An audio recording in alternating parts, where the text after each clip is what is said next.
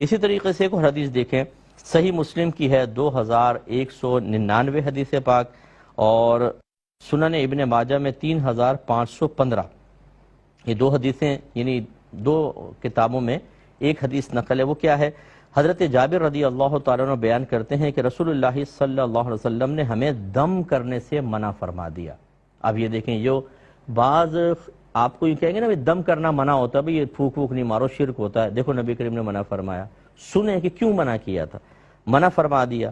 پھر عمر بن حزم کی آل کے لوگ رسول اللہ صلی اللہ علیہ وسلم کے پاس آئے اور عرض کیا رسول اللہ ہمیں ایک دم آتا ہے جس سے ہم بچھو کے ڈنگ کا علاج کرتے ہیں، اور اب آپ نے دم کرنے سے منع فرما دیا ہے۔ رسول اللہ صلی اللہ علیہ وسلم نے فرمایا کہ اپنے دم مجھ پر پیش کرو۔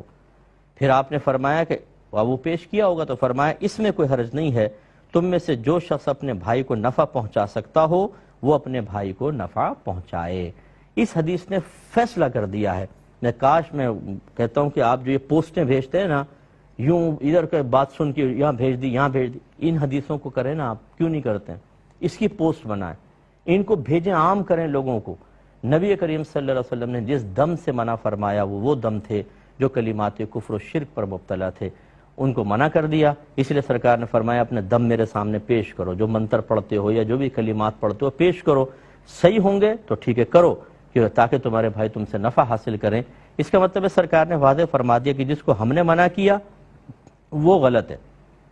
یہ غلط کلمات کو ہم نے منع کیا ہے، اور جس کی ہم اجازت دے رہے ہیں وہ ہیں جو صحیح کلمات پر مشتمل دم ہیں۔ اور یہ یاد رکھیں، میں ضمن عرض کر دیتا ہوں، یہ پہلے کلام کر چکا ہوں، یہی معاملہ تعویذ کا ہوتا ہے۔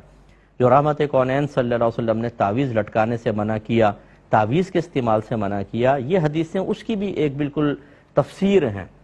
اس کی وضاحت کرنے والی ہیں۔ جو کفار کے زمانے کے تعویذات تھے وہ کلمات کفر و شرک پر مشتمل تھے، انہیں سرکار نے منع فرمایا ان کو نہ لٹکاؤ،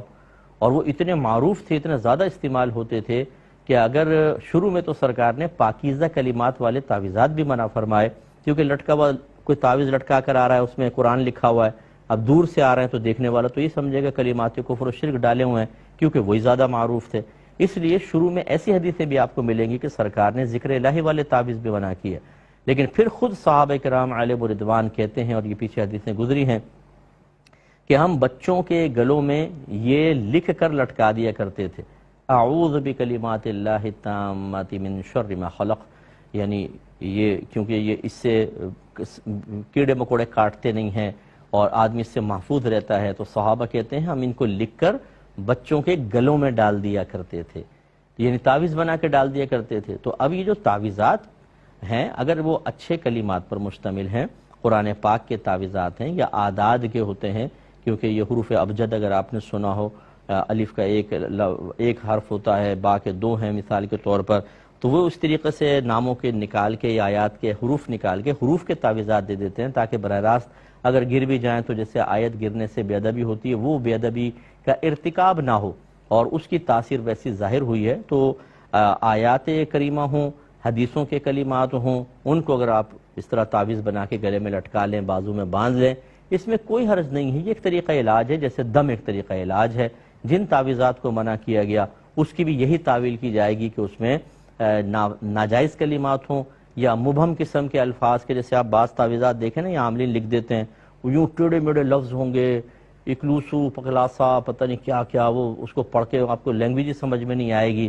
یہ تعویذات میں عاملین کو بھی گزارش کرتا ہوں کہ یہ نہ کریں آپ،